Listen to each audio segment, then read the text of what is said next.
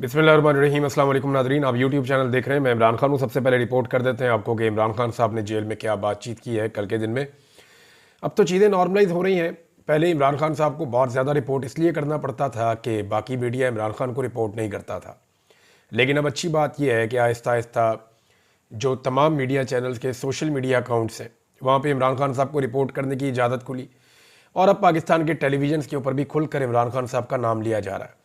थोड़े दिनों में आप इमरान खान साहब की तस्वीर और उनके पुराने बयानात भी देखना शुरू कर देंगे और अगर इमरान खान साहब रिहा हो जाते हैं तो फिर आप उनको टेलीविज़न स्क्रीन के ऊपर देखेंगे। हालात नॉर्मलाइज हो रहे हैं। पाकिस्तान तहरीक इंसाफ के ऊपर जो बहुत एक सख्त दौर आया था उसका ख़ात्मा हो रहा है। इस जमात ने साबित किया है कि ये फस्तायत के सामने, जबर और जुल्म के सामने हार इसने नहीं मानी, बल्कि ये डट कर खड़े हो गए। नॉर्मली पॉलिटिकल लोग हारते नहीं होते, ये एस्टेब्लिशमेंट को ही हारना पड़ता है, लेकिन ज़्यादातर पॉलिटिकल लीडरशिप जो है वो कंप्रोमाइज़ कर लेती है। यहाँ इमरान खान साहब ने उस लेवल का कंप्रोमाइज़ नहीं किया। इमरान खान साहब को जो बड़ा मसला है पाकिस्तान की खातिर, देखें ना, बंदे मरवाने के बाद कौन मुज़ाकरात करता है? जिस पॉलिटिकल पार्टी के बंदे शहीद हो जाए ना, वो फिर मुज़ाकरात नहीं कर रही होती। उसको तो मौका मिल जाता है कि वो हर लेवल के ऊपर दीवार के साथ लगा देती है हुकूमत को और इदारों को। लेकिन इमरान खान साहब ने for the sake of this country अपने मुश्किल तरीन वक्त में, जब उनके कारकुनों को शहीद किया गया, उसके बाद उन्होंने मुज़ाकरात की बात की और वो मुज़ाकरात कर रहे हैं। और वो ये कहते हैं कि मुल्क की खातिर तो मैं बात करने के लिए तैयार हूँ, मेरे साथ बैठो, कोई हल निकाल देते हैं चीज़ों का। हालांकि जब 25 मई हुआ था 2022 में, जब बहुत टार्चर हुआ था इमरान खान साहब की पार्टी के ऊपर, बड़ा जुल्म हुआ था, तो उस वक्त भी इमरान खान साहब ने एक बात कही थी। तब भी उन्होंने कहा था मुज़ाकरात करने के लिए मैं तैयार हूँ। नवाज शरीफ को मिलकर कुछ सहाफ़ी आए थे सीनियर, इमरान खान साहब के पास प्रपोजल लाए थे, लेकिन वो मियाँ साहब की तरफ से नहीं थी। वो खुद से एक एफर्ट कर रहे थे कि जी फ़ौज के रोल को महदूद किया जाए। तो इमरान खान साहब ने कहा था जी ठीक है, 3 चीज़ों के लिए तो मैं रेडी हूँ। नंबर 1, फ़ौज के किरदार को महदूद किया जाए, यानी वो उनका सियासी किरदार हमेशा के लिए ख़त्म किया जाए। अपॉइंटमेंट का जो तरीकाकार है उसको ऐसा स्मूथ किया जाए कि ये सियासत जो है इदारे के अंदर ये ख़त्म हो जाए। नंबर 2, इमरान खान साहब ने कहा था कि इकॉनमी के ऊपर सियासत बंद कर दी जाए। एक ऐसा चार्टर बना दिया जाए इकॉनमी का जो हमेशा चलता रहे और इसके ऊपर जो भी अपोजिशन पार्टी हो वो सियासत का निशाना ना बनाए, क्योंकि ये पाकिस्तान की एक बड़ी कमज़ोरी है इकॉनमी जो है। लेकिन फिर इमरान खान साहब ने 2 और चीज़ें भी रखी थी।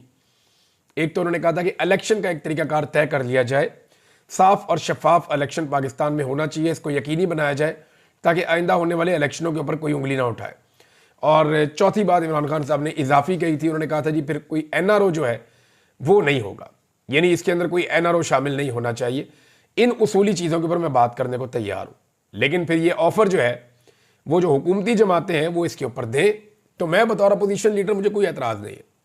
मैं आज अपोजिशन में हूँ लेकिन मुझे कोई एतराज़ नहीं है, मैं इसके लिए काम करने के लिए तैयार हूँ। अब इमरान खान साहब ने जो अडियाला में मीडिया से बातचीत की उसमें उन्होंने कहा कि सबको नया साल मुबारक।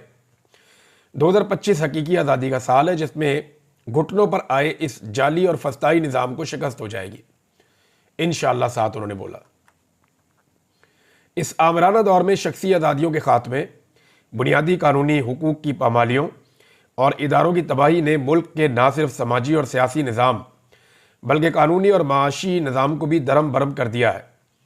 जिस भोंडे अंदाज में खालिद खुर्शीद को 34 साल कैद की सज़ा सुनाई गई, उससे साबित होता है कि मुल्क में रूल ऑफ लॉ का खात्मा हो चुका है और गैर एलानिया बदतरीन आमरीत का राज है। यानी इलेक्शन कमीशन ऑफ पाकिस्तान की तौहीन करने या उसको धमकी देने के ऊपर, किसी को धमकी के ऊपर कैसे 34 साल कैद की सज़ा हो सकती है? उम्र कैद भी 14 साल की होती है, या तो फांसी हो जाती है या उम्र कैद हो जाती है। उम्र कैद भी जो है वो 14 साल की होती है। यहाँ एक जज ने 34 साल की सज़ा सुना दी है, तो कैसे हम इस अदलिया को आज़ाद अदलिया कह सकते हैं? इमरान खान ने कहा कि वकला तहरीक से पहले भी हम फ़ौज की सियासत में मुदाखलत के ख़िलाफ़ भरपूर तनकीद करते थे, लेकिन तब कोई एजेंसी अपने शहरियों को इस तरह नहीं उठाती थी और आइनी अदालत बनाकर पूरी अदालती निज़ाम को तबाह कर दिया गया है और काजी फायजीसा की बाकियात को अदालती निज़ाम का कब्ज़ा दे दिया गया है ताकि काजी की रवायत बरकरार रखते हुए अदालती फ़ैसले GHQ के ज़ेरे असर करवाए जा सकें। मेरे खिलाफ पिछले साल भी 4 गैर कानूनी फैसले दिए गए थे। सोमवार को अलकादर केस का फैसला भी वैसा ही तवक्को कर रहा हूँ। यानी पीर को फैसला आना है इमरान खान साहब के खिलाफ।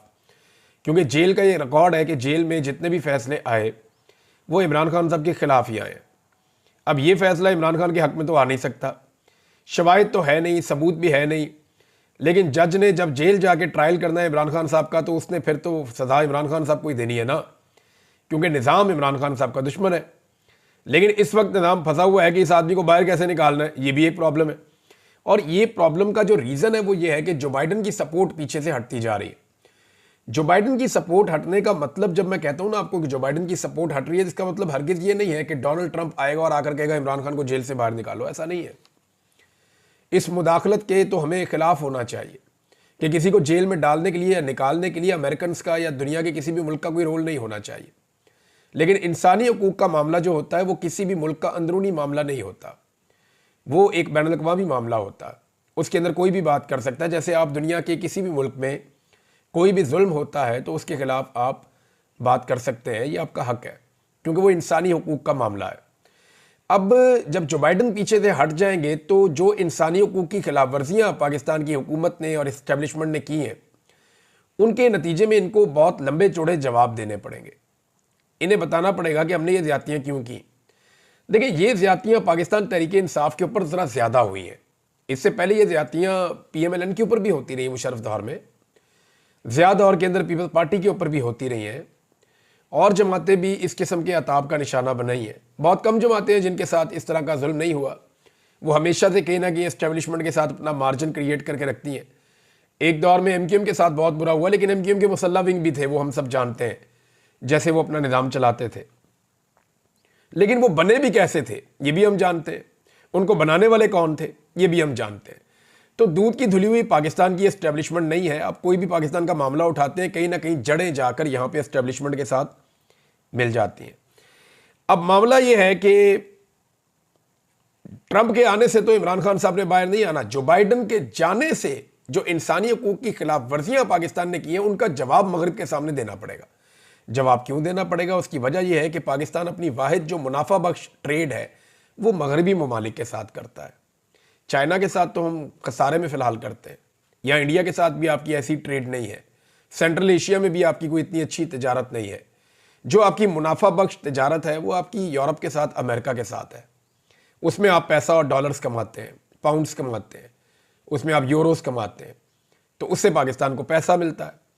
अब मामला यह है कि उनको आप नाराज़ नहीं कर सकते, और आपने वो सारे काम किए हैं जो उन मुआहदों की खिलाफ वर्जियाँ हैं जो मुआहदे आपने यूरोपीय यूनियन के साथ या मगरबी ममालिक के साथ कर रखे हैं। आगे जनाब इमरान खान साहब कहते हैं कि मिलिट्री कोर्ट जैसे फैसलों से पाकिस्तान में कानून की हुक्मरानी का खात्मा हो गया है। जिस मुल्क में कानून की हुक्मरानी ना हो वहाँ कोई सरमायाकारी करने को तैयार नहीं होता। पाकिस्तान में अब भी ग्रोथ रेट 0 है। जब माशी तरक्की ही नहीं होगी तो ना हम कर्ज़ों से निकल पाएंगे और ना ही बेरोज़गारी का खात्मा होगा। पाकिस्तान के फ़ैसले पाकिस्तान में ही होंगे, इससे मुताल्लिक मेरा मौक़िफ़ वाज़ेह है, और यही मौक़िफ़ सबका होना चाहिए, चाहे वो नवाज शरीफ साहब हों, चाहे इमरान खान साहब हों, चाहे बाकी लोग हों। देखिए, मैं अक्सर ये कहता हूँ, बूट पॉलिश है, इस तरह के जिक्र करता हूँ, तो वो एक्चुअली हम पाकिस्तानियों के अंदर का गुस्सा है। मियाँ नवाज शरीफ साहब के पास मौका था कि वो एस्टेब्लिशमेंट के ख़िलाफ़ एक बयानिया बनाने में काफ़ी हद तक कामयाब हो गए थे, और वो एस्टेब्लिशमेंट का सियासत में से किरदार ख़त्म करने में किरदार अदा कर सकते थे। कैसे? देखिए, जब एस्टेब्लिशमेंट इमरान खान साहब को मार रही थी तो वो बेस्ट टाइम था मियाँ साहब के पास कि वो बैठ जाते और बैठ कर कहते कि देखें, कल इन्होंने हमारे साथ ज़्यादती की, आज आपके साथ कर रहे हैं। आए बैठते हैं और बैठ के इनका रोल हमेशा के लिए ख़त्म कर देते हैं। लेकिन उस वक्त मियाँ साहब ने फिर कंप्रोमाइज़ कर लिया और अपनी बेटी और अपने भाई को वज़ीर आज़म और वज़ीर आला बनवा दिया। तो यहाँ मियाँ साहब का जो कंप्रोमाइज़ है उसकी वजह से हमें तकलीफ़ होती है कि उन्होंने वो मौका ज़ाया किया जो बार बार उनको उनकी ज़िंदगी में मिला। बेनज़ीर के साथ बैठ के भी वो ये कर सकते थे, आज इमरान खान के साथ बैठ कर भी वो कर सकते हैं, लेकिन मियाँ साहब ने इक़्तिदार को पसंद किया। ये ज़्यादती मियाँ साहब ने की है। इमरान खान साहब ने कहा, लेकिन जब बुनियादी इंसानी हकूक़ का मामला होता है तो पूरी दुनिया से आवाज़ें उठना फितरी अमल है। अक़वाम मुत्तहिदा जैसे इदारे इसीलिए हैं, दुनिया के तमाम ज़ी शऊर इंसान बुनियादी हकूक़ की पामाली के ख़िलाफ़ आवाज़ उठाते हैं। अरस्तू ने भी यही कहा था कि हर शहरी का फ़र्ज़ है इंसानी हकूक़ की पामाली हो तो आवाज़ उठाए। दो किस्म के लोग ही इंसानी हकूक़ की पामालियों पर आवाज़ बुलंद नहीं करते, एक जो खुद गर्ज़ हों और दूसरे जो बुज़दिल हों। ट्रंप से यही उम्मीद है कि वो न्यूट्रल रहेंगे, क्योंकि जो बाइडन जो है उन्होंने जनरल बाजवा के उकसाने पर हमारी हुकूमत को अदम एतमाद के जरिए हटाकर वाज़ेह मुदाखलत की थी, जो सारी दुनिया जानती है। हमारी मुज़ाकराती कमेटी हुकूमत के साथ मुज़ाकरात कर रही है। हमारे मुतालबात जायज़ हैं। 26 नवंबर और 9 मई पर जुडिशल कमीशन का क़याम, सियासी कैदियों की रिहाई, ये 2 मुतालबात हैं। DGISPR 9 मई पर सरीह गलत बयानी कर रहे हैं। सीधा उसूल यही है कि जिसने CCTV फुटेज चुराई उसी ने 9 मई करवाया। मिलिट्री कोर्ट से फैसले भी इसलिए करवाए गए हैं कि वहाँ किसी ने CCTV फुटेज मांगी ही नहीं थी। 26 नवंबर को सीधी गोलियां मारकर हमारे लोगों को शहीद किया गया। जब भी इन 2 वाक़यात की शफाफ तहकीकात होंगी, दूध का दूध पानी का पानी हो जाएगा। हमने हुकूमत को 31 जनवरी तक की डेडलाइन दी है। मुज़ाकरात और इसके साथ साथ तरसीलात ज़र का बाइकआउट जो है उसकी मुहिम भी जारी रहेगी। अगर हुकूमत ने हमारे मुतालबात की मंजूरी में संजीदगी दिखाई तो बाइकआउट मुहिम पर दोबारा गौर किया जा सकता है। मुझे बिलवास्ता तौर पर बनी गाला मुंतकिल करने की पेशकश की गई है। मेरा मौक़िफ़ वाज़ेह है कि पहले मेरे असीर कारकुनान जो कैद किए गए बेचारे और रहनुमाओं को छोड़ा जाए, इसके बाद मेरी बात होगी। अटक जेल में भी मुझे 3 साल तक बाहर भेजने की पेशकश की गई थी, लेकिन मेरा जीना मेरा मरना पाकिस्तान है। मैं आखिरी सांस तक मुल्क की आज़ादी की जंग लड़ूंगा और अपनी कौम से भी यही उम्मीद करता हूँ। देखिए, इमरान खान सब कर लेंगे, बातचीत भी कर लेंगे, मामला हल कर लेंगे। For the sake of country सब लीडर्स को ये करना चाहिए। लेकिन एक चीज़ ऐसी है जो मैं आपको बता देता हूँ जिसपे इमरान खान साहब कंप्रोमाइज़ नहीं करेंगे। इमरान खान साहब अपने इमेज के ऊपर कंप्रोमाइज़ नहीं करेंगे। पाकिस्तानी लोग इमरान खान साहब के इमेज के बारे में कुछ चीज़ें बड़ी वजाहत से जानते हैं। इसको पैसे दौलत का शौक नहीं है। यानी लोग ये कहते हैं कि इमरान खान को पैसा बनाने का वो नहीं है। अगर बनाना चाहते तो बहुत बना लेते। शोहरत अल्लाह ने उनको सब दुनिया से ज़्यादा दी है, नाम बहुत ज़्यादा दिया है, दौलत जितनी वो चाहते हैं उनको मिल जाती। तो एक तो ये वो करप्ट नहीं है, पाकिस्तानी लोग ये अच्छी तरह जानते हैं। दूसरा, लोग अब ये बात अच्छी तरह जानते हैं कि इमरान खान बुज़दिल नहीं है, कमज़ोर आदमी नहीं है, वो एक बहादुर आदमी है। तो इमरान खान साहब ये चाहते हैं कि उन्हें बहादुर आदमी की तरह याद रखा जाए। इसके ऊपर वो कंप्रोमाइज़ नहीं करेंगे। जैसे कोई डील हो गई, जाके घर में बैठ गए या खामोश रह गए। हाँ, मुल्क की खातिर बहुत सारी चीज़ों पे इमरान खान साहब के साथ बात हो सकती है। हालांकि उनके लोग शहीद हुए, लेकिन इसके बावजूद वो बात करने के लिए तैयार है। तो ये एक बड़ा अच्छा और पॉजिटिव साइन है। जिन बेचारे कैदियों को छोड़ा गया है, ये वो है जिनको 2-2 साल सजा हुई थी। 20-20 महीने, 19-19 महीने ये वैसे ही काट चुके हैं। जो 4-4 महीने इनके बाकी थे। तो ये मिलिट्री कोर्ट ने, जिन आर्मी चीफ ने इनको रहम की अपील पे छोड़ दिया है। और ये इंटरनेशनली उनके इमेज के लिए थोड़ा सा बेहतर हो जाएगा, क्योंकि इंटरनेशनली इस मामले के ऊपर बहुत पाकिस्तान का मजाक उड़ा और पाकिस्तान के ऊपर बहुत तनकीद हुई है। पाकिस्तान के ऊपर बड़ी नुक्ताचीनी हुई है कि जी फौजी अदालतों में आप सजाएं दे रहे हैं, किस दौर में आप रहते हैं।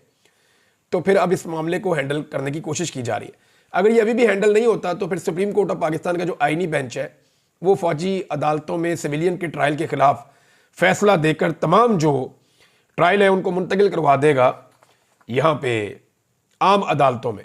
तो वहाँ पता चलेगा जनाब क्या हुआ है।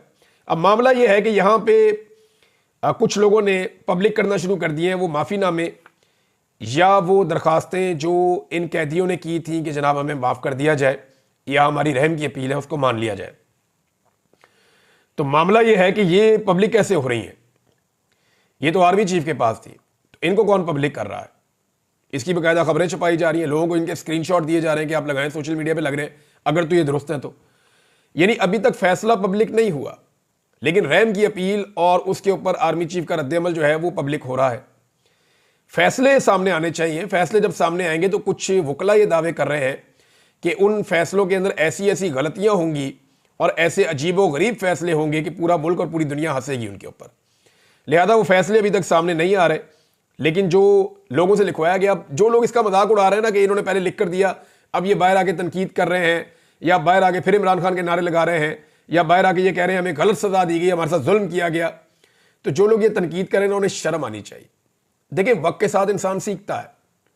मैंने बहुत कुछ सीखा और बहुत सारे दोस्तों ने बहुत कुछ सीखा।